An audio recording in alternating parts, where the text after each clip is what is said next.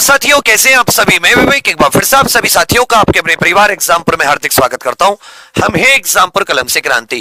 कहते हैं कि लहरों से डरकर नौका पार नहीं होती, कोशिश करने वालों की कभी भी हार नहीं होती। कि नन्ही चींटी जब दाना लेकर चलती है, चढ़ती दीवारों पर 100 बार फिसलती है। मन का विश्वास रगों में साहस भरता है, गिरकर चढ़ना, चढ़कर गिरना ने अखरता है। आखिर मेहनत उसकी बेकार नहीं होती, कोशिश करने वालों की कभी भी हार नहीं होती। साथियों, हम लोग 11 दिन 33 टॉपिक लेकर चल रहे थे। तो 11 दिन 33 टॉपिक वाली जो हमारा ये एक प्रोग्राम था, इसमें लगभग सारे टॉपिक आपके हो चुके हैं। तो मैंने सोचा आज आपको ये लेखक और रचना करा दूं। इसके बाद में एक टॉपिक आपका ये जो संधि और समास वाला है वो रह जाएगा। फिर 3-4 दिन मिक्स क्वेश्चंस, और उसके बाद में फिर से अपनी 2 टेस्टों की सारथी सीरीज शुरू कर देंगे। आप सभी को मेरी आवाज सही आ रही है? चलिए, प्रश्न है, हिंदी साहित्य को कितने कालखंडों में विभक्त किया गया है? तो आप सभी जानते हैं आदिकाल। हिंदी साहित्य का सबसे पुराना काल आदिकाल। आदिकाल के बाद में आ जाता है सरभक्ति काल। भक्ति काल के में आ जाता है रीति काल, जिसको श्रृंगार काल, अंधकार काल भी कहा गया है। और फिर आ जाता है बच्चा आधुनिक काल, जहां से हिंदी गद्य की शुरुआत हुई है। तो कितने काल हो गए? याद रखिएगा, 4 कालों में विभक्त किया गया है। पहले का उत्तर भी आपका बिल्कुल सही है। इनमें से हिंदी के प्रथम खड़ी बोली के कवि कौन है? खड़ी बोली के प्रथम कवि आपसे पूछा है। हिंदी खड़ी बोली के प्रथम कवि आप सभी से पूछ रहा है। स्वयंभू, अमीर खुसरो, भारतेंदु, सरहपा। जब भी हिंदी खड़ी बोली का प्रथम आपको कवि पूछता है तो याद रखिएगा अमीर खुसरो आपका बिल्कुल सही उत्तर होगा। बीजक किसकी रचनाओं का संग्रह है? जो बीजक है इसमें किसकी रचनाओं को संग्रहित किया गया है? तो साखी, शबद, रमेनी, ये 3 इनकी अलग अलग रचनाएं थी। इन सबको एक बीजक नामक पुस्तक में संकलन किया गया। किसके द्वारा? इसके जो संकलन करता थे उनका नाम था धर्मदास। इस संग्रह के संकलनकर्ता कौन थे? उनका नाम था भैया धर्मदास। तो याद रखिएगा बीजक किसका? बीजक कबीरदास जी की रचनाओं का संग्रह है। तीसरे का उत्तर सी आपका बिल्कुल सही है। प्रश्न संख्या 4, इनमें से निर्गुण काव्य धारा के प्रमुख कवि कौन है? अब सभी जानते हैं भक्ति 2 प्रकार की होती है, साकार या निराकार, जिसको सगुण अथवा दूसरी क्या हो जाती है, निर्गुण भक्ति। सगुण भक्ति भी 2 प्रकार की, एक रामाश्रयी, एक साथी भगवान कृष्ण जी की कृष्णाश्रयी। निर्गुण भक्ति भी 2 प्रकार की, एक ज्ञान या जिसे संत काव्य कहते हैं, और एक सूफी या जिसको प्रेम काव्य कहते हैं। तो पूछा निर्गुण काव्य धारा के प्रमुख कवि कौन है? भाई ये कृष्ण जी के भक्त, ये राम जी के भक्त। याद रखिएगा इनमें जो कबीरदास जी हैं ये निर्गुण काव्य धारा के, संत काव्य धारा के प्रतिनिधि कवि हैं। ये ज्ञानश्री काव्य धारा जो है उसके प्रतिनिधि कवि माने जाते हैं। चौथे का उत्तर सी आपका बिल्कुल सही है। प्रश्न संख्या 5, विनय पत्रिका किसकी रचना है? कभी कभी विनय पत्रिका की भाषा पूछ लेता है कि विनय पत्रिका किस भाषा में लिखी गई है। तो विनय पत्रिका की जो भाषा है वो ब्रज भाषा है। कवितावली, दोहावली, विनय पत्रिका ये सब ब्रज भाषा में रची गई है। इसके रचनाकार गोस्वामी तुलसीदास जी हैं। विनय पत्रिका के रचनाकार कौन है? आप कहोगे सर गोस्वामी तुलसीदास जी। 5वें का उत्तर ए आपका बिल्कुल सही है। रामचरितमानस की रचना किस भाषा में हुई है? रामचरितमानस की रचना किस भाषा में हुई है? सभी लोग उत्तर दीजिए। अब सभी जानते हैं रामचरितमानस के लेखक कौन है? गोस्वामी तुलसीदास जी।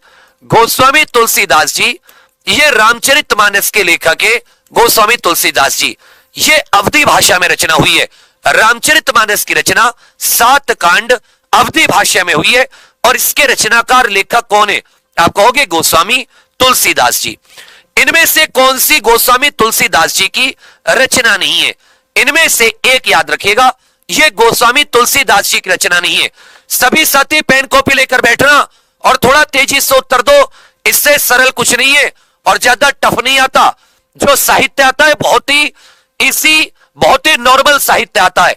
तो इसलिए आप अपने आप पर लोड मत लेना कि अच्छी साहित्य तो उतना मार आएगा, उतना मार नहीं आएगा। कवितावली, गीतावली, दोहारवली, वैराग्य, संदीपनी, रामलला, नेचू, इन सब की रचना गोस्वामी तुलसीदास जी ने की है। जबकि यामा ये महादेवी वर्मा की रचना है। 7वें का उत्तर सी। तमस उपन्यास के लेखक कौन है? तमस उपन्यास के लेखक कौन है?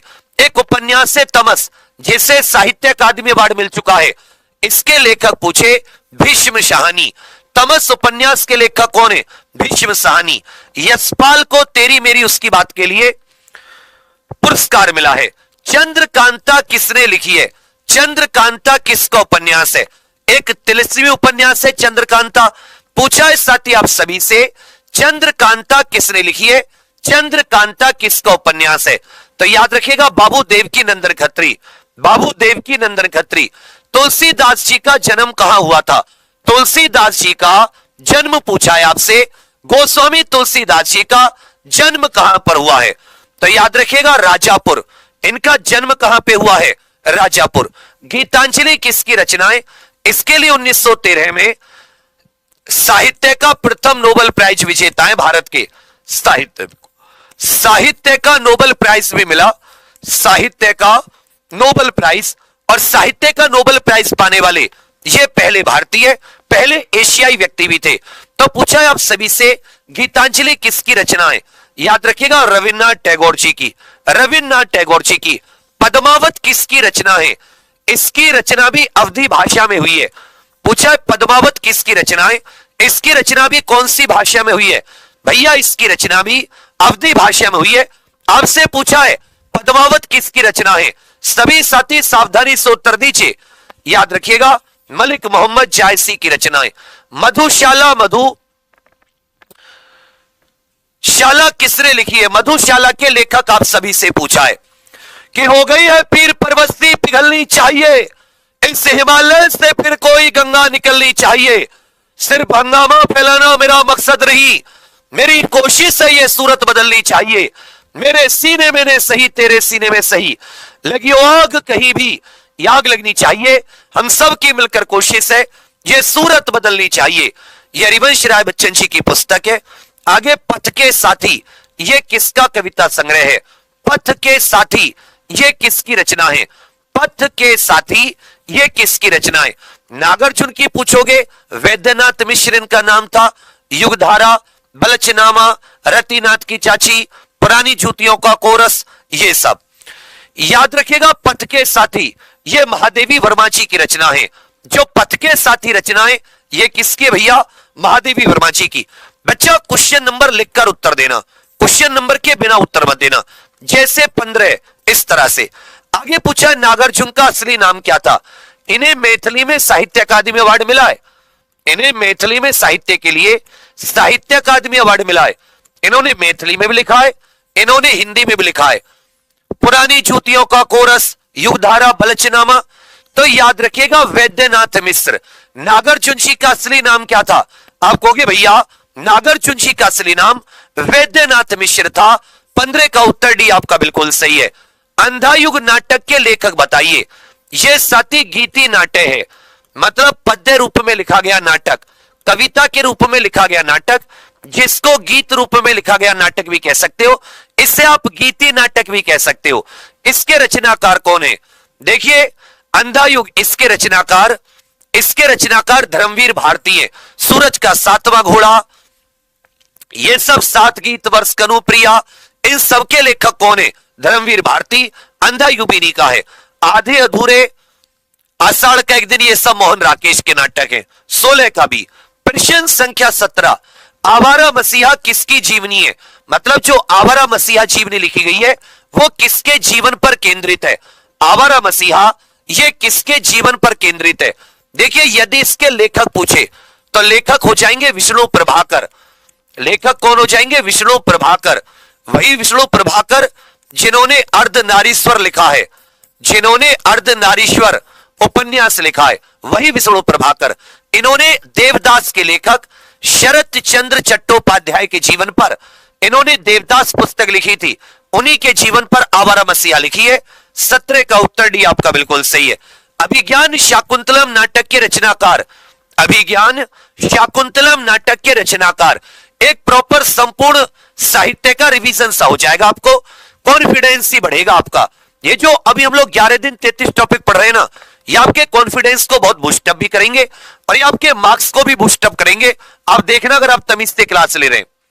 चलिए, अभिज्ञान शाकुंतलम ये महाकवि कालिदास जी द्वारा रचित है संस्कृत भाषा में। रेणुका किसकी पुस्तक है? रेणुका निम्नलिखित में से किसकी पुस्तक है? जो रेणुका है साथी, वो निम्नलिखित में से किसकी रचना है?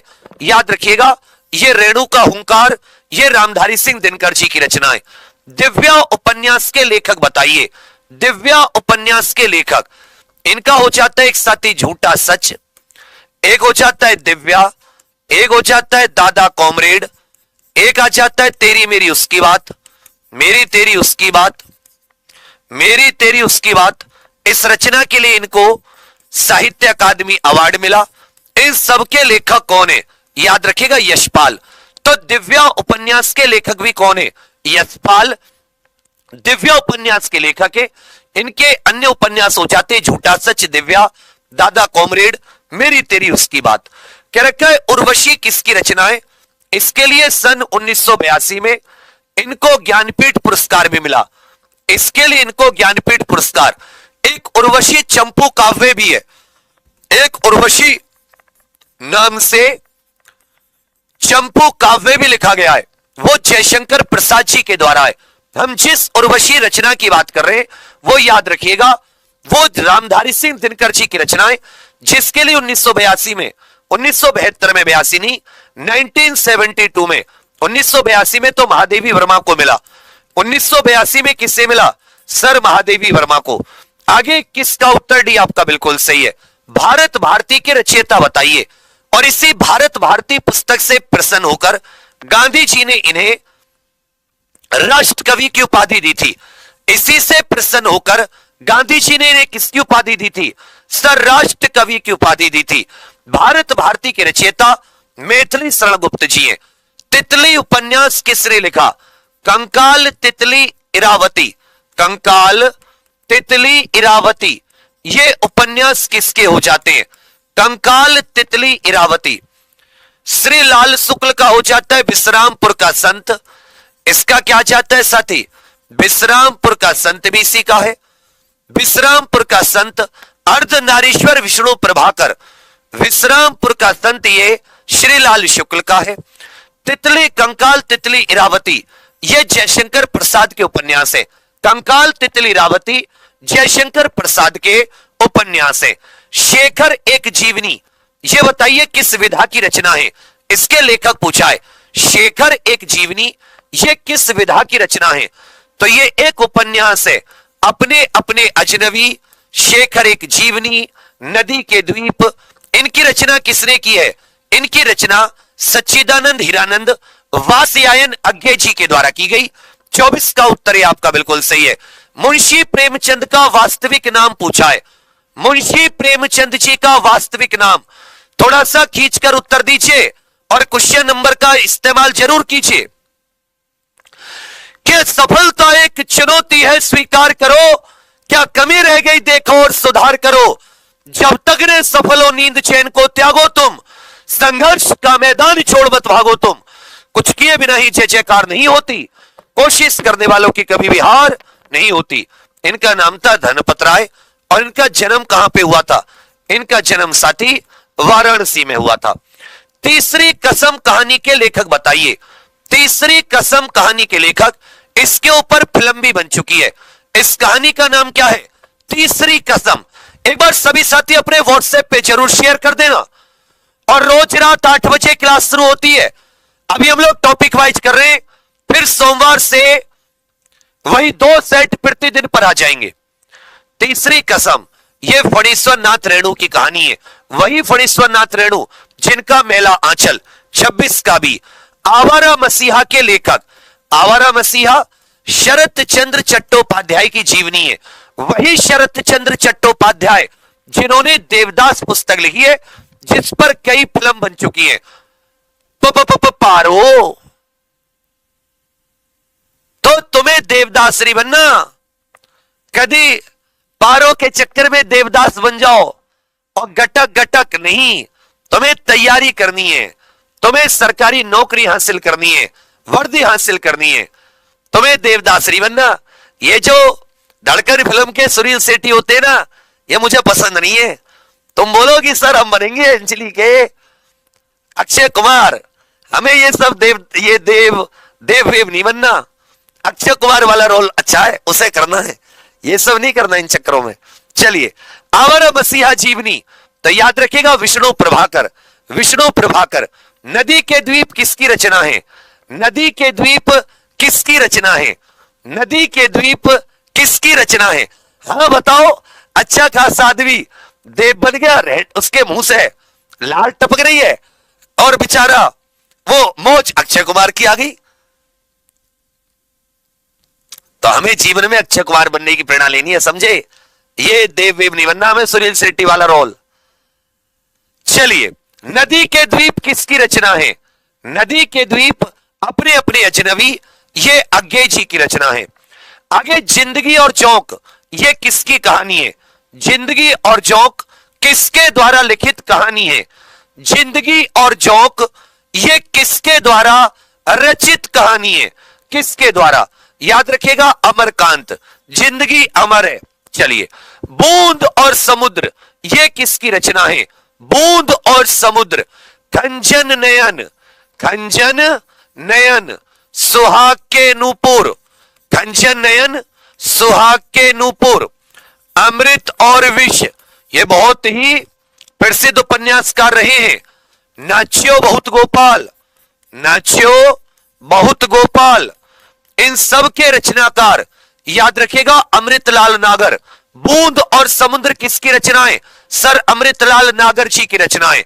बच्चा, बूंद और समुद्र ये किसकी रचना है? सर अमृतलाल नागर जी की रचना है। 30 का उत्तर ए, 30 का उत्तर ए। प्रश्न संख्या 31, सूरज का 7वां घोड़ा, सूरज का 7वां घोड़ा, यह बताइए किसकी रचना है? सूरज का 7वां घोड़ा, 7 गीत वर्ष, 7 गीत वर्ष, कनुप्रिया ठंडा लोहा, कनुप्रिया ठंडा लोहा, ये सब किसकी रचना है? इन्होंने याद रखिएगा अंधा युग, ये एक गीति नाट्य लिखा है। इन्होंने अंधा युग ये गीति नाट्य लिखा है। धर्मवीर भारती जी की रचना है। सूरज का 7वां घोड़ा ये किसकी रचना है? सर ये धर्मवीर भारती जी की रचना है। 31 का ए, 32, संस्कृति के 4 अध्याय, ये किसकी रचना है? बहुत ही सरल सरल क्वेश्चन आते हैं। आप बहुत ज्यादा एक्स्ट्रा पढ़ते हो, ज्यादा नहीं आता। बहुत ही सरल सरल क्वेश्चन आते हैं री एग्जाम में। और अभी सुनने में जैसा आ रहा है ना, बहुत ज्यादा चर्चा है ट्विटर पे भी कि बहुत जल्द माननीय मुख्यमंत्री जी री एग्जाम डेट घोषित करने वाले हैं। इसलिए तुम लोग जो होता है ना सुप्त ज्वालामुखी, सो रहे हो, एक दिन फट पड़ोगे, मतलब तुम नहीं ज्वालामुखी, वैसे उठोगे तो उस दिन झटके भी लगते हैं। कहीं आड़ा टेक बड़ा टेक ना आजे, बोलो यार एग्जाम आ गया। कहीं तो ये जो 2047 का वेट कर रहे हैं, बोले रिटायरमेंट के समय पर एग्जाम देंगे। बेटा ये एग्जाम की तिथि घोषित हो जाएगी, फिर जी लिगड़ जाएगा। इसलिए पढ़ लो जितना पढ़ सकते हो। रामधारी सिंह दिनकर जी की दो चट्टाने, इसके लिए साहित्य अकादमी अवार्ड हरिवंश राय बच्चन जी को भी मिला है। सुमित्रा नंदन पंत की कला और बूढ़ा चांद, कला और बूढ़ा चांद, कला और बूढ़ा चांद, 32 का ए। आधे अधूरे नाटक बताइए, आधे अधूरे नाटक आषाढ़ का एक दिन, आधे अधूरे आषाढ़ का एक दिन, ये सब किसके नाटक है? आधे अधूरे आकाश आषाढ़ का एक दिन। मलबे का मालिक, ये इनकी बहुत ही मशहूर कहानी है। मलबे का मालिक, ये इनकी बहुत ही मशहूर कहानी है। आधे अधूरे नाटक पूछा है आपसे, तो याद रखिएगा ये किसके? ये मोहन राकेश का नाटक है। आधे अधूरे आषाढ़ का एक दिन, ये इनके नाटक है। जबकि मलबे का मालिक, ये इनकी कहानी है। बाण भट्ट की आत्मकथा पुनर्नवा, लिख लीजिएगा, पुनर्नवा, अनामदास का पोथा, अनामदास का पोथा, पुनर्नवा अनामदास का पोथा, बाण भट्ट की आत्मकथा, बाण भट्ट की आत्मकथा, बाण भट्ट की आत्मकथा। इसके अलावा अशोक के फूल कुटज आलोक पर्व, अशोक के फूल कुटज आलोक पर्व, ये सब इनके निबंध से संबंधित है। जबकि पुनर्नवा इत्यादि इनके उपन्यास है। ये सब किसकी रचना है? हजारी प्रसाद द्विवेदी की रचना है। ये सब बच्चा किसकी रचना है? भैया हजारी प्रसाद द्विवेदी की रचनाएं। 34 का सी, धरती अब भी घूम रही है, यह किसका कविता संग्रह है? धरती अभी भी घूम रही है, यह किसकी रचना है? सर्वेश्वर दयाल सक्सेना, सर्वेश्वर दयाल सक्सेना, रघुवीर सहाय लोग भूल गए हैं, विष्णु प्रभाकर और नागार्जुन। धरती अब भी घूम रही है, यह विष्णु प्रभाकर की रचना है। धरती अब भी घूम रही है, यह किसकी रचना है? यह विष्णु प्रभाकर की रचना है। 35 का सी, मेला आंचल किसका उपन्यास है? मेला आंचल ये एक आंचलिक उपन्यास है, इनको आंचलिक रचनाकार भी कहा जाता है। मेला आंचल ये किसकी रचना है?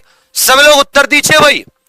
कि डुबकियां सिंधु में गोताखोर लगाता है, जा जाकर खाली हाथ लौट कर आता है, मिलते नहीं मोती यूं ही गहरे पानी में, बढ़ता दुगना विश्वास इसी हैरानी में, आखिर मुट्ठी खाली उसकी हर बार नहीं होती, क्योंकि कोशिश करने वालों की, मेहनत करने वालों की कभी हार नहीं होती। फणीश्वर नाथ रेणु की रचना है। झूठा सच उपन्यास के लेखक बताइए। झूठा सच उपन्यास के लेखक। और अगर तुमने क्लास में ध्यान दिया होगा तो यह क्वेश्चन तुम्हारा गलत नहीं जाएगा। यदि तुमने क्लास में थोड़ा सा भी ध्यान दिया होगा यह क्वेश्चन गलत नहीं हो सकता। यह यशपाल की रचना है। मेरी तेरी उसकी बात, झूठा सच, दादा कॉमरेड, ये सारी की सारी। सूरदास किस भक्ति संप्रदाय के कवि माने जाते हैं? जो कवि सूरदास जी हैं, भगवान श्री कृष्ण के अनन्य भक्त, ये किस संप्रदाय के? सगुण निर्गुण शैव शक्तिवाद। याद रखिएगा, ये सगुण भक्ति में जो कृष्णाश्रयी शाखा है, जो कृष्णाश्रयी शाखा है, ये कृष्णाश्रयी शाखा के प्रतिनिधि कवि हैं। ये कृष्णाश्रयी शाखा के प्रतिनिधि कवि हैं। साकेत महाकाव्य के रचयिता बताइए। साकेत महाकाव्य के सभी साथी रचयिता बताइए। साकेत महाकाव्य के सभी साथी रचयिता बताइए। देखो, जो 60,244 भर्ती है, जो 60,244 भर्ती का री एग्जाम है, इसमें हिंदी बहुत महत्वपूर्ण है। आपका समय भी बचाएगी और आपको नंबर भी ज्यादा लाने में मदद करेगी। इसलिए जो भी वीक टॉपिक है कर लेना उन्हें, क्योंकि जैसे एग्जाम डेट घोषित होगी तो फिर दबाकर रिवीजन होना चाहिए, कोई और काम नहीं। साकेत, यशोधरा, ये सब मैथिली शरण गुप्त जी की रचनाएं। 39 का सी, कामायनी महाकाव्य की रचयिता बताइए। आंसू लहर झरना कामायनी। आंसू लहर झरना कामायनी, इसके रचनाकार बताइए। प्रश्न संख्या 40 खींच कर लेकर चलो भाई। प्रश्न संख्या 40 क्वेश्चन नंबर लिख दो। क्वेश्चन नंबर लिख दो। कामायनी जयशंकर प्रसाद। 15 सर्ग होते हैं। गोदान के लेखक बताइए। सेवा सदन गोदान, सेवा सदन, निर्मला, गोदान गबन, गोदान गबन। इसी प्रकार मंगलसूत्र। मंगलसूत्र क्या था? यह इनका अधूरा अपूर्ण उपन्यास था। ये इनका अपूर्ण उपन्यास था। वाराणसी में जन्म, मुंशी प्रेमचंद। कलम का जादूगर कहते हैं इनको, सॉरी कलम का सिपाही। मुंशी प्रेमचंद जी को क्या कहा जाता है? सर कलम का सिपाही कहा जाता है। इसी नाम से इनकी एक जीवनी भी लिखी थी इनके पुत्र अमृत राय ने। 41 का उत्तर है आपका, बिल्कुल सही है। गोदान गबन, इन सबके लेखक कौन है? मुंशी प्रेमचंद। अज्ञेय जी का असली नाम क्या था? अज्ञेय जी का वास्तविक नाम क्या था? अज्ञेय जी का वास्तविक नाम क्या था? याद रखिएगा, सच्चिदानंद हीरानंद वात्स्यायन अज्ञेय। अज्ञेय तो इनका टाइटल था। अज्ञेय तो इनका टाइटल था। 43 पर आ जाते हैं। मधुशाला किसने लिखी? मधुशाला ये किसकी रचना है? सभी लोग खींचकर उत्तर दीजिए बेटी। मधुशाला ये किसकी रचना है? एक पुस्तक है साथी मधुशाला, ये किसकी रचना है? याद रखिएगा, हरिवंश राय बच्चन जी की रचना है। कुरुक्षेत्र महाकाव्य के लेखक बताइए। कुरुक्षेत्र महाकाव्य के लेखक, जैसे हुंकार की बात आ जाए, जैसे रेणुका की बात आ जाए, जैसे साथी कुरुक्षेत्र की बात आ जाए, इन सबके लेखक कौन है? याद रखिएगा, रामधारी सिंह दिनकर। हुंकार, रश्मि रथी, कुरुक्षेत्र, रेणुका, इन सबके लेखक कौन हो जाते हैं? रामधारी सिंह दिनकर जी हो जाते हैं। इनमें से कौन सी एक दलित पत्रिका नहीं है? इनमें से साथी कौन सी एक दलित पत्रिका नहीं है? इनमें से कौन सी एक दलित पत्रिका नहीं है? बताइए साथी, इनमें से कौन सी एक साथी दलित पत्रिका नहीं है? बिल्कुल सही,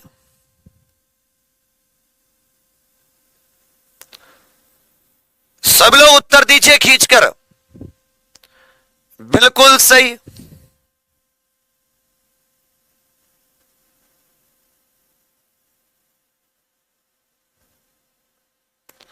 बताते रहो, मैं कुछ और एक चीज देख रहा हूं, तब तक थोड़ा खींच के उत्तर दीजिए, समझे? चलो बहुत अच्छे, शाबाश।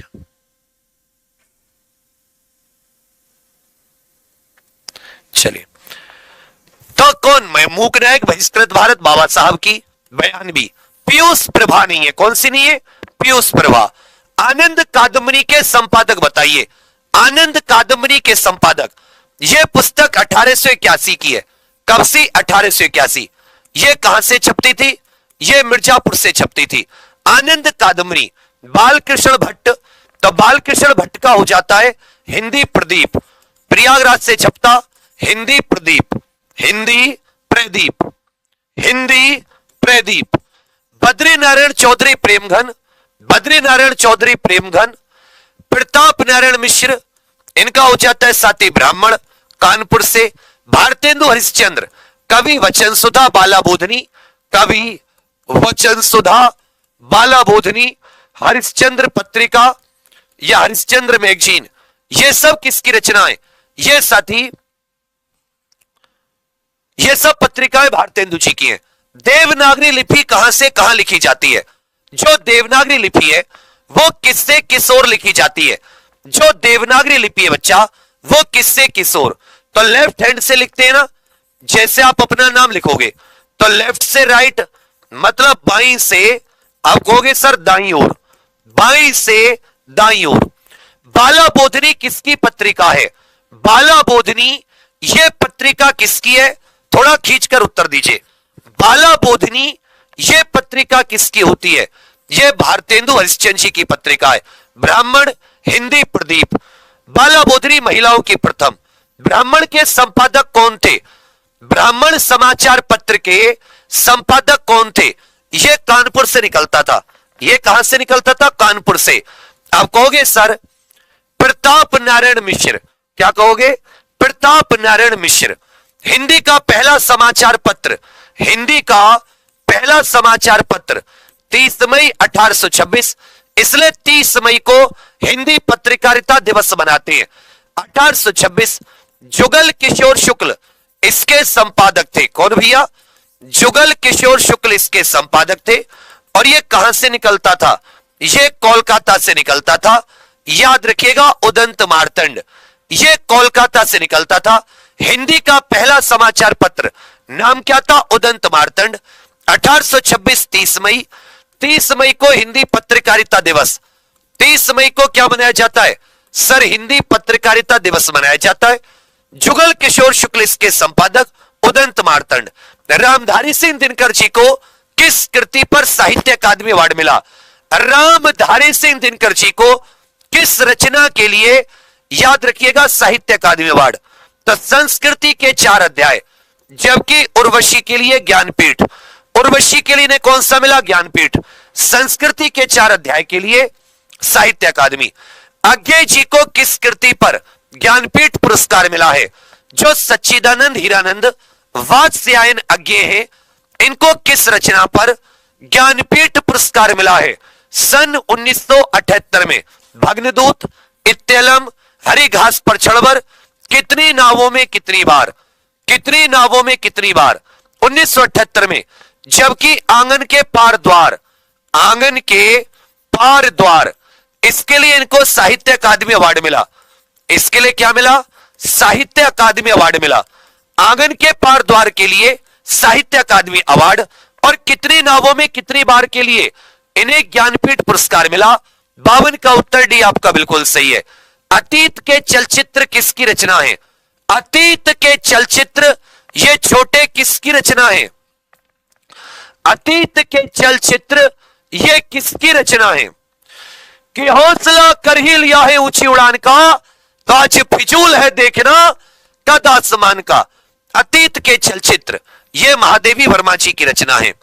भुमक्कड़ शास्त्र के लेखक बताइए। जय योद्धे ये इनका उपन्यास है। सिंह सेनापति भी इन्हीं का उपन्यास है।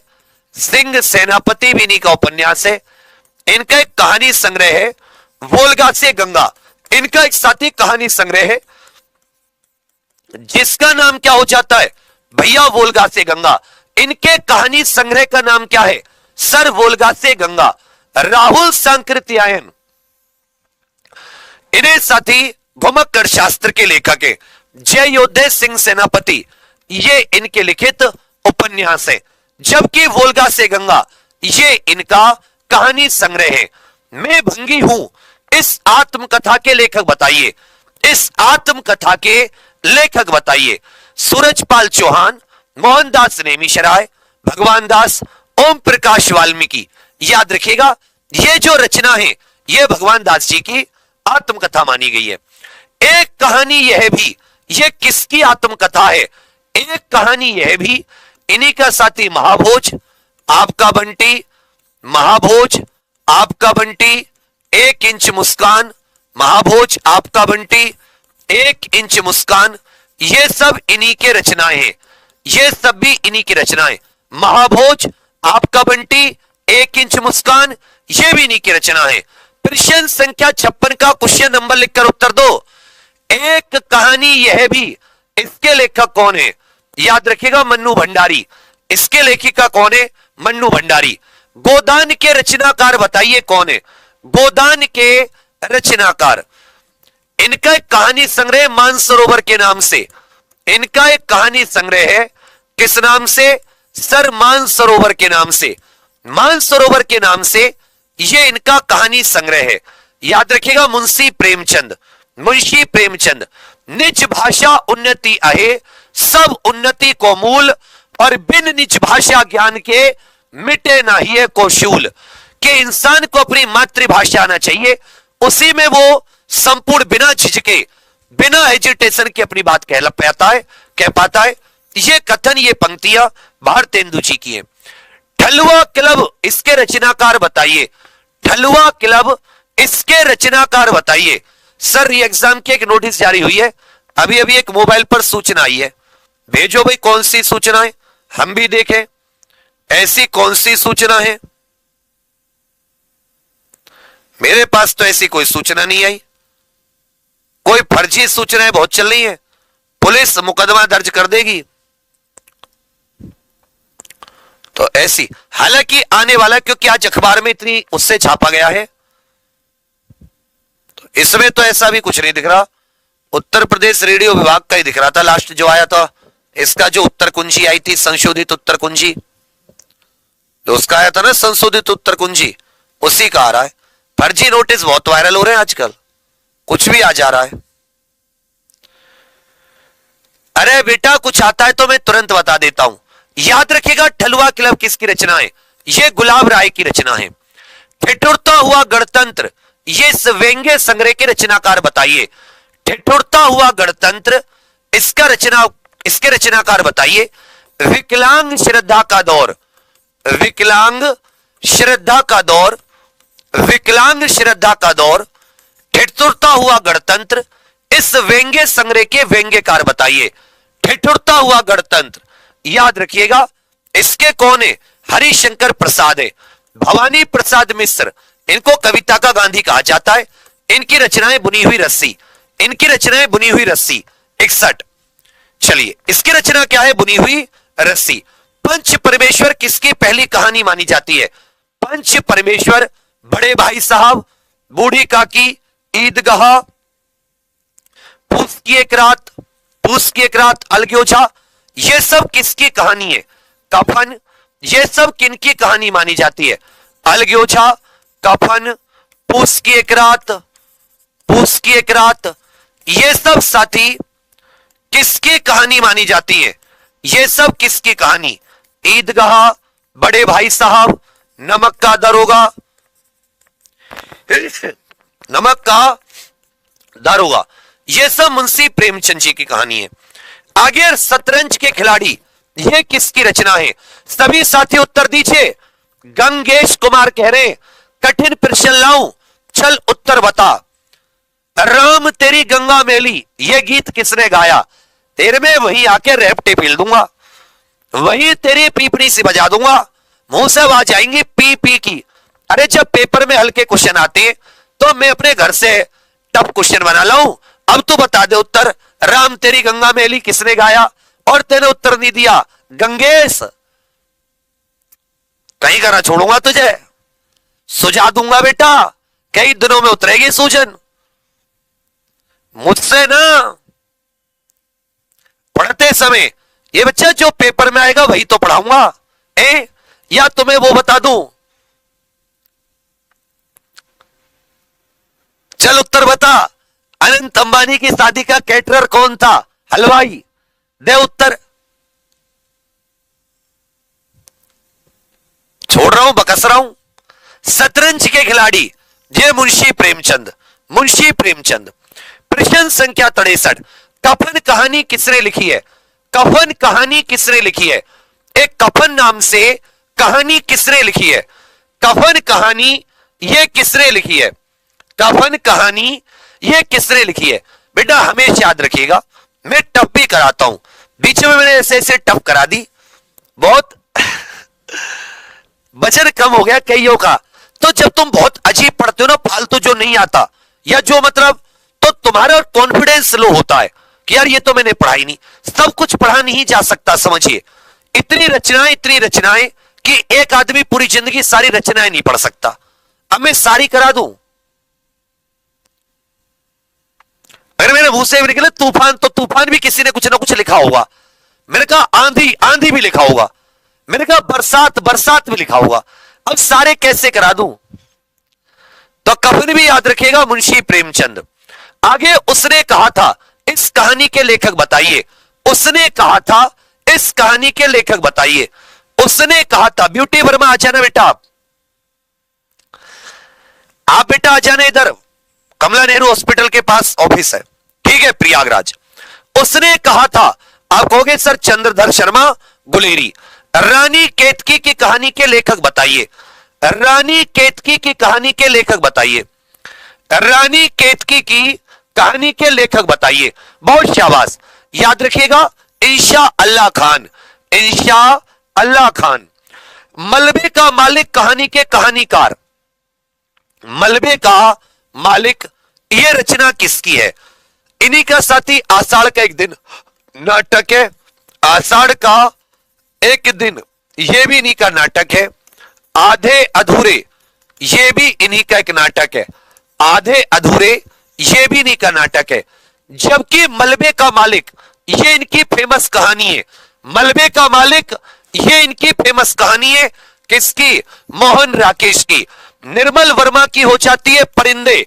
निर्मल वर्मा की कौन सी है सर? परिंदे। कमलेश्वर का कितने पाकिस्तान उपन्यास? कमलेश्वर का कितने पाकिस्तान नाम से उपन्यास है। तो मलबे का मालिक कहानी के कहानीकार कौन है? मोहन राकेश। इनमें से हार की जीत कहानी के कहानीकार कौन है? हार की जीत कहानी किसने लिखी है? अपने बचपन में किसी किताब में पढ़ी होगी, कौन सी? बाबा भारती वाली, जिसमें बाबा भारती होते हैं, उनके पास एक बहुत सुंदर घोड़ा होता है। एक डाकू डकैत की नजर घोड़े पर पड़ जाती है। अब उसने, वो बाबा उसे वैसे तो घोड़ा देते नहीं, उसने सोचा छल कपट धोखे से बाबा से घोड़ा ले लेता हूं। तो उसने एक दीन दुखी, एक विकलांग गरीब व्यक्ति का वो अपना वेश्या बनाया। और बाबा जब अपने घोड़े पर घुड़सवारी कर रहे थे, रास्ते में बोला कि मैं रुक जा, मैं थोड़ा सा हूं, मुझे भी थोड़ा घोड़े की सवारी करा दे, मुझसे चला नहीं जा रहा। बाबा भारती सीधे आदमी, उन्हें खुद उतर गए और उसको कि लाचार समझकर, क्योंकि उसने उस तरह का अपना वेश बनाया हुआ था, उसे घोड़े के ऊपर बिठा दिया। अब मेरा ससुरा वो तो पूरा घोड़ा हड़पने के चक्कर में था, वो तो थोड़ी देर बाद ही तन के बैठ गया। और जैसा आजकल तुम देख रहे होगे ना कि ऐसे ऐसे आईएएस बन रहे हैं जो अपने आप को दिव्यांग बता रहे हैं और दिव्यांगों का मतलब फर्जी सर्टिफिकेट बनाकर मेरे दूसरे हीरोइनों के पीछे दबा दबा के डांस कर रहे हैं। यूं यूं टेढ़े टेढ़े हो जा रहे हैं, बिल्कुल तीन इकाई। ऐसी तीन इकाई नहीं होती हिंदी में, ऐसे बन जा रहे हैं पूरे। तो ऐसे वो तन के खड़ा हो गया और घोड़ा लेके दौड़ पड़ा। अब बाबा ने तो उसे लाचार गरीब समझ के मौका दिया था घोड़सवारी का। तो बाबा ने कहा कि भाई तू घोड़ा तो ले जा, पर किसी को ये मत बताइए घोड़ा तूने कैसे लिया। समझे मेरी बात? समझे मेरी बात? तो इसलिए कभी भी छल कपट से कुछ नहीं करना चाहिए, समझे? तो ये किसकी कहानी है? सुदर्शन की, सुदर्शन जी द्वारा रचित। स्कंदगुप्त की रचना किसने की है? स्कंदगुप्त की रचना किसने की है? स्कंदगुप्त की रचना किसने की है? इन्होंने साथ ही स्कंदगुप्त, चंद्रगुप्त, ध्रुव स्वामिनी ऐसे ऐतिहासिक कैरेक्टर जो होते हैं, ऐतिहासिक पात्रों पर इन्होंने नाटक लिखे। इन्होंने किस पर नाटक लिखे? सर इन्होंने ऐतिहासिक पात्रों पर नाटक लिखे। किसकी बात कर रहे हैं? जयशंकर प्रसाद जी की। यही वो जयशंकर प्रसाद है जिन्होंने आंधी, इंद्रजाल, आकाशदीप, आंधी, इंद्रजाल, आकाशदीप, ये बहुत ही मैटर चल रहा है पता तुम्हें, ये फर्जी आईएएस बनने का, जिनके तुम बहुत ही लगाते हो ना। तुमने कईयों ने तो कमरों में लगा रखा होगा उनका, he is my icon, she is my icon. और वो आइकन पाइकन कुछ नहीं है, वो फर्जी एडब्ल्यूएस सर्टिफिकेट बनवाकर, फर्जी दिव्यांगता दिखाकर बेचारे जो नॉर्म मतलब वास्तव में दिव्यांग बच्चे अभ्यर्थी हैं उनकी जगह खाके बन गया आईएएस। 68 का उत्तर सी आपका बिल्कुल सही है। आषाढ़ का एक दिन किसकी रचना है? आषाढ़ का एक दिन किसकी रचना है? जो आईएएस आईपीएस रोज अपनी रॉयल एंट्री दिखाते थे ना, उनमें से कईयों ने अपने सोशल मीडिया अकाउंट बंद कर दिए, पता चले कौन कहां से क्या निकाला है और उसकी पोल खोल दे। बड़ा तगड़ा चल रहा है ये, ट्विटर पे चल रहा है तगड़ा। वहां थोड़े पढ़े लिखे लोग होते हैं ना, वहां पे थोड़ा सा सही से बता रहे, वो बाल की खाल निकाल निकाल के। आषाढ़ का एक दिन किसकी रचना है? यह साथी नाटक है। आषाढ़ का एक दिन किसकी रचना है? याद रखिएगा, आषाढ़ का दिन एक नाटक है। किसकी? मोहन राकेश, मोहन राकेश। चांद का मुंह टेढ़ा है, यह किस कवि की रचना है? चांद का मुंह टेढ़ा है, यह किस कवि की रचना है? चांद का मुंह टेढ़ा है। सभी लोग एक बार मिलकर उत्तर दीजिए खींचकर। कहते हैं कि राहें जहां तक जाएंगी राहगीर वहां तक जाएगा। जाओगे या नहीं जाओगे? तुम्हारा फेवरेट नंबर क्या है? मेरा फेवरेट नंबर बन चुका है 60,244। सोते जगते कोई शॉर्ट्स बनाऊं ऐसे आता है, यूपी कांस्टेबल 60,244 भर्ती री एग्जाम, परमानेंट सा हो गया है। पता नहीं तुम्हारी भर्ती पूरी हो जाएगी, कैसे भूलूंगा मैं नंबर को। पहले मेरे मुंह पे रहता था 41,520, फिर रही कई वर्ष 49,568, बड़ी मुश्किल भूला। अब 60,244, जल्दी से तुम्हारा निपटारा हो जाए। 60,244 भगवान जी भर्ती पूरी हो जाए। खूनी पी लिए सरकार ने। चांद का मुंह टेढ़ा है, गजानन माधव मुक्तिबोध, गजानन माधव मुक्तिबोध। प्रेम सागर किसकी रचना है? प्रेम सागर किसकी रचना है? प्रेम सागर ये किसकी रचना है? प्रेम सागर ये किसकी रचना है? सभी लोग उत्तर दीजिए। प्रेम सागर ये किसकी रचना है? एक दिन एक का फोन आया मुझे, मैंने कहा जी क्या हुआ? बोला जी मुझे डिस्प्रेशन है। बोला भैया तुझे किस बात का डिस्प्रेशन है? बोला जी ये जो तुम नन्ही चीटी रोज सुनाते हो ना, मुझे इसका डिस्प्रेशन है। अरे मैं बोला तो उसमें चीटा ले ले, तू कुछ और ले ले। अब नन्ही चीटी से भी तुझे दिक्कत होने लगी, कल को तो दरोगा बनेगा, कांस्टेबल बनेगा, वहां तेरे हल्के में, तेरे इलाके में इतने इतने कांड होंगे, तो कैसे करेगा अगर तुझे नन्ही चीटी परेशान कर रही है? तो ऐसे ऐसे बालक भी है। उसे मेरी नन्ही चीटी बेचारी छोटी सी दिखाई भी नहीं देती, उससे उसे डिस्प्रेशन हो गया। समझ रहे हो? तो प्रेम सागर किसकी रचना है? प्रेम सागर किसकी रचना है? यह लल्लू लाल की रचना है। प्रेम सागर किसकी रचना है? सर प्रेम सागर लल्लू लाल की रचना है। छोटी सी चींटी, वो भी सोच रही होगी गुरुजी मुझे बकस दो। झांसी की रानी किसकी रचना है? झांसी की रानी किसकी रचना है? झांसी की रानी किसकी रचना है? झांसी की रानी किसकी रचना है? सुभद्रा कुमारी चौहान, सुभद्रा कुमारी चौहान, सुभद्रा कुमारी चौहान। प्रश्न संख्या 73, हुंकार काव्य संग्रह के रचयिता। हुंकार, रेणुका, कुरुक्षेत्र, रश्मि रथी, इनके रचयिता बताइए। हुंकार, इन सबके रचयिता बताइए सभी साथी। हुंकार काव्य संग्रह के रचयिता देखिए, साकेत यशोधरा पंचवटी, साकेत यशोधरा पंचवटी, साकेत यशोधरा पंचवटी, मैत्री सणगुप्त, माखनलाल चतुर्वेदी, हेम तरंगनी, हेम क्रीटनी इत्यादि। नागार्जुन, पुरानी जूतियों का कोरस, पुरानी जूतियों का कोरस, खिचड़ी विप्लव देखा हमने। हुंकार किसकी रचना है? रामधारी सिंह दिनकर जी की। प्रकृति का सुकुमार कवि किसे कहा जाता है? प्रकृति का सुकुमार कवि ये किसे कहा जाता है? प्रकृति का सुकुमार कवि किसे कहा जाता है? प्रकृति का सुकुमार कवि याद रखिएगा सुमित्रा नंदन पंत जी को। इन्हीं को 1968 में हिंदी के लिए प्रथम ज्ञानपीठ पुरस्कार मिला था चिदम्बरा के लिए। तुलसीदास काव्य है, इसके रचनाकार बताइए। यहां पर तुलसीदास जी के नाम से इन्होंने काव्य लिखा। अनामिका, कुकुरमुत्ता, परिमल, अड़िमा, बेला, सरोज स्मृति, राम की शक्ति पूजा, ये सब इनकी कविताएं हैं। तुलसीदास इनका काव्य संग्रह है। तुलसीदास क्या है? ये इनका काव्य संग्रह है। सूर्यकांत त्रिपाठी निराला कवि जयशंकर प्रसाद जी की रचना नहीं है। इनमें से कौन सी एक जयशंकर प्रसाद जी की रचना नहीं है? बहुत सावधानी से उत्तर देना। इनमें से कौन सी एक जयशंकर प्रसाद जी की रचना नहीं है? आंसू लहर, झरना, कामायनी तीनों, दीप शिखा ये महादेवी वर्मा, निहार नीरजा रश्मि, निहार नीरजा रश्मि, सांदे गीत, दीप शिखा, ये सब महादेवी वर्मा जी की रचना है। तोड़ती पत्थर कविता किसने लिखी है? तोड़ती पत्थर कविता किसने लिखी है? तोड़ती पत्थर ये कविता छोटे किसने लिखी है? ये भी सूर्यकांत त्रिपाठी निराला जी की है। कुकुरमुत्ता काव्य संग्रह के कवि कौन है? कुकुरमुत्ता अणिमा बेला, कुकुरमुत्ता अणिमा बेला, इसके भी सूर्यकांत त्रिपाठी निराला। मुक्त छंद के सर्वाधिक समर्थक छायावादी कवि कौन है?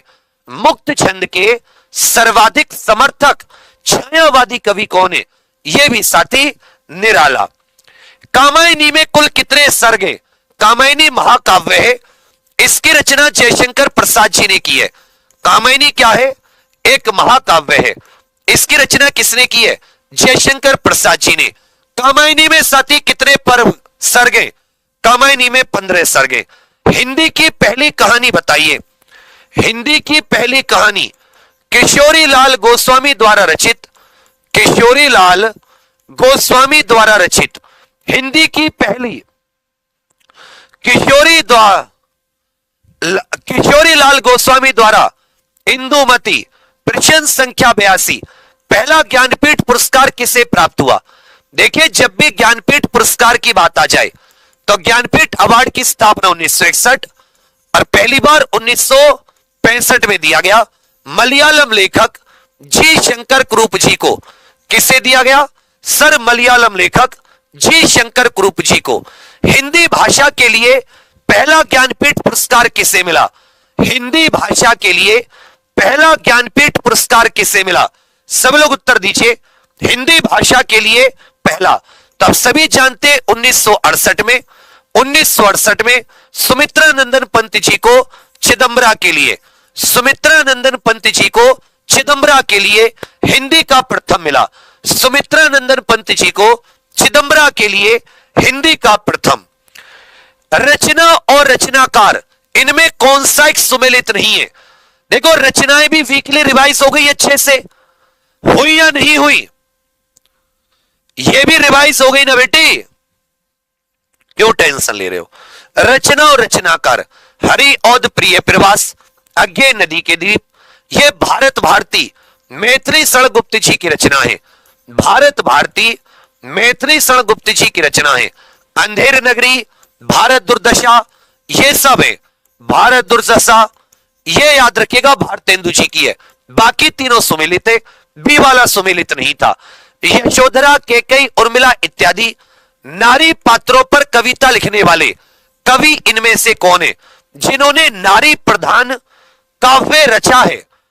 जैसे यशोधरा, उर्मिला जो लक्ष्मण जी की वाइफ थी, पत्नी थी, उनके ऊपर साकेत, केकई, तो याद रखिएगा इन सब के ऊपर किसने लिखा है? मैथिली शरण गुप्त जी ने लिखा है। जयद्रथ वध किसकी रचना है? पंचवटी भी इनकी रचना है। पंचवटी भी इन्हीं की रचना है। पंचवटी भी याद रखिएगा इन्हीं की रचना है। जयद्रथ वध भी इन्हीं की रचना है। किसकी बात कर रहे हैं? मैथिली शरण गुप्त जी की बात कर रहे हैं। कलम का जादूगर, देखिए दो होते हैं, एक होते कलम का सिपाही, एक होता है कलम का जादूगर। इसमें परेशान मत होना, एक हो गया कलम का सिपाही, एक हो गया कलम का जादूगर। तो जब भी कलम के जादूगर की बात आए राम वृक्ष बेनीपुरी, और कलम के सिपाही की बात आ जाए तो मुंशी प्रेमचंद। कलम का जो जादूगर है, कलम का जो जादूगर है वो राम वृक्ष बेनीपुरी, और कलम का 12-14 घंटे करता ही रहूं। अभी तो मैंने अपनी पढ़ाई को भी साइड रख रखा है। चलिए, एक भारतीय आत्मा, यह माखनलाल चतुर्वेदी जी की रचना है। एक भारतीय आत्मा, उद्धव शतक के रचयिता बताइए। उद्धव शतक, नेटवर्क प्रॉब्लम होगी क्या बेटा? बफरिंग हो रही है क्या?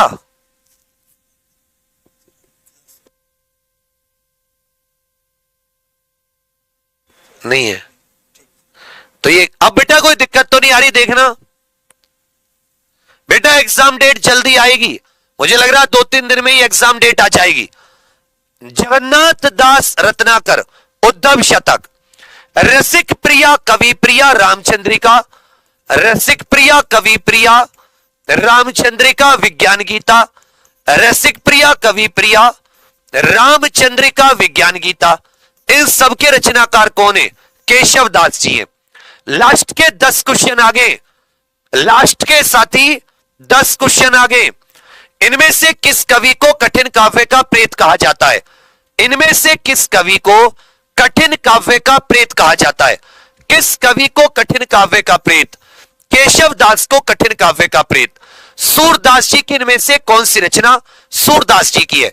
सूर सागर, सूर सारावली, सूर पच्चीसी, साहित्य लहरी, नल दमयंती, साहित्य लहरी, नल दमयंती, ये सब किसकी रचना हो जाती है? ये सब सूरदास जी की रचना है। पूछे सूरदास जी के गुरु कौन थे? सूरदास जी के गुरु कौन थे? तब कहोगे वल्लभाचार्य, ये सूरदास जी के गुरु थे। रामानंद जी ये कबीर के गुरु थे। प्रश्न संख्या 94, तुलसीदास द्वारा रचित रामचरितमानस में कितने कांड हैं? गोस्वामी तुलसीदास जी द्वारा रचित अवधी भाषा में रामचरितमानस में कितने कांड हैं? याद रखिएगा साथी, 7 कांड हैं। कितने? 7। पूछा प्रभु जी तुम चंदन हम पानी, ये किनकी पंक्तियां हैं? प्रभु जी तुम चंदन हम पानी, ये किसकी पंक्तियां हैं? ये संत रविदास जी या संत रैदास जी की हैं। अमीर खुसरो का वास्तविक नाम क्या था? अमीर खुसरो का वास्तविक नाम अबुल हसन था। संस्मरण और रेखा चित्र,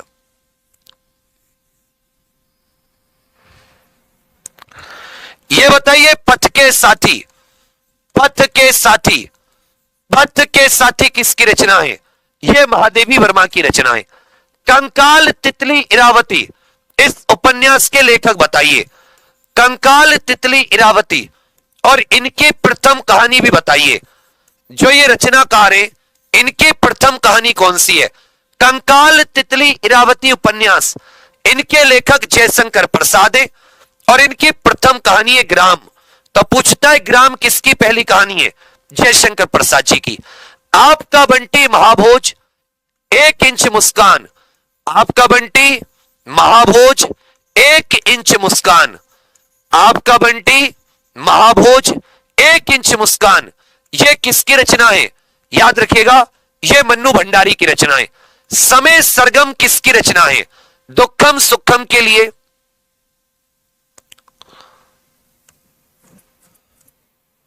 समय सरगम किसकी रचना है? समय सरगम, जिंदगी नामा, दिलो दानिश, डार से बिछड़ी, ये सब किसकी रचना है? ये कृष्णा सोबती की रचना है। मृदुला गर्ग मिलजुल मन, जितने लोग उतने प्रेम, इसके रचनाकार बताइए। जितने लोग उतने प्रेम, जितने लोग उतने प्रेम, इसके लिए तो आप कहोगे सर लीलाधर जगूड़ी। जितने लोग उतने प्रेम, लीलाधर जगूड़ी। ममता कालिया को दुखम सुखम उपन्यास के लिए कौन सा पुरस्कार? समय सरगम कृष्णा सोबती, ममता कालिया का है दुखम सुखम। इन्हें कौन सा पुरस्कार प्राप्त हुआ है? इन्हें साथी व्यास सम्मान प्राप्त हुआ है। हिंदी साहित्य के लिए प्रथम व्यास सम्मान यह किसे मिला? हिंदी साहित्य के लिए प्रथम व्यास सम्मान किसे मिला है? रामविलास शर्मा जी को मिला है। अब आप सभी लोग बताइए आज का स्कोर कितना है 100 में से? ईमानदारी से बताना और साथ ही समय पर आया कीजिए। यह क्लास रात 8 बजे शुरू होती है तो 8 बजे आया कीजिए।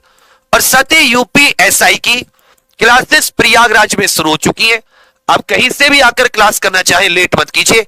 इतना जबरदस्त फीडबैक है बच्चों का, बहुत कॉन्फिडेंस, बहुत अच्छे पढ़ने वाले बच्चे।